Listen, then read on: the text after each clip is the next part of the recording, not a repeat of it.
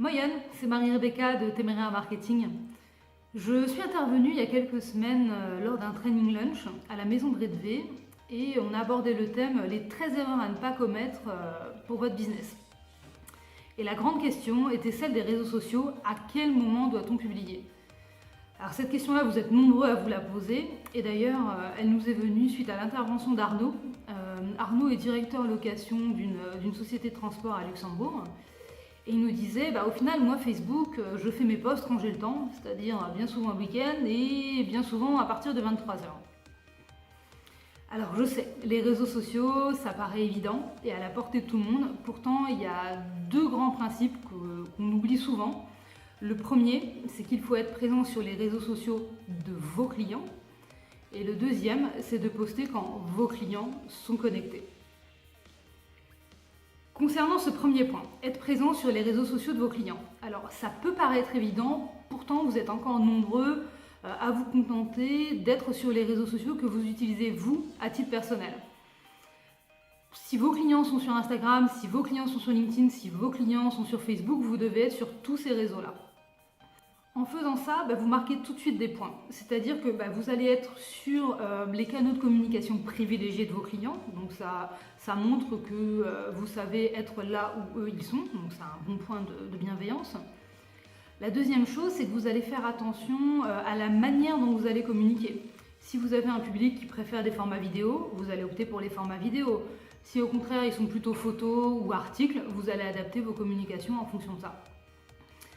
Le troisième élément, c'est que vous allez aborder des problématiques auxquelles ils sont confrontés. Après tout, vous êtes là pour résoudre les problèmes qu'ils sont amenés à avoir au quotidien.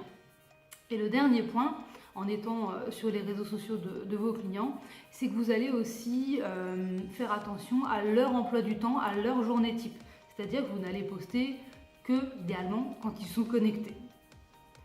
En respectant ces 4 points-là, vous êtes sûr de les rendre réceptifs. Parce que vous allez parler de sujets qui les intéressent, de la manière dont ça les intéresse et surtout au moment où ça les intéresse. Deuxième grand point, quel jour et à quelle heure publier, sur Facebook notamment. Alors vous avez des enquêtes, différentes études qui ont été menées sur différents publics dans différents pays. Je vous ai mis en commentaire le lien vers une synthèse de toutes ces données-là pour vous permettre d'avoir un peu les grandes tendances. Est-ce que c'est plutôt des jours en semaine? Est-ce que c'est plutôt les week-ends? Est-ce que c'est plutôt en journée, en soirée, en matinée? Ça vous permet d'avoir un premier niveau d'information. En revanche, ce qui est le mieux, c'est vraiment de vous adapter à votre audience, vous, vos fans, les personnes qui ont liké votre page Facebook. Quand ils sont connectés, vous publiez. Alors pour trouver ces infos, c'est assez facile. Facebook permet de le voir en un coup d'œil. Vous allez sur votre page, dans statistiques et dans publications. Et comme ça s'affiche à l'écran,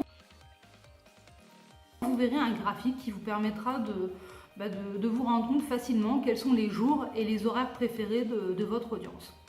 En fonction de ce graphique, vous allez pouvoir faire vos posts au moment que vous estimez les plus importants pour votre audience.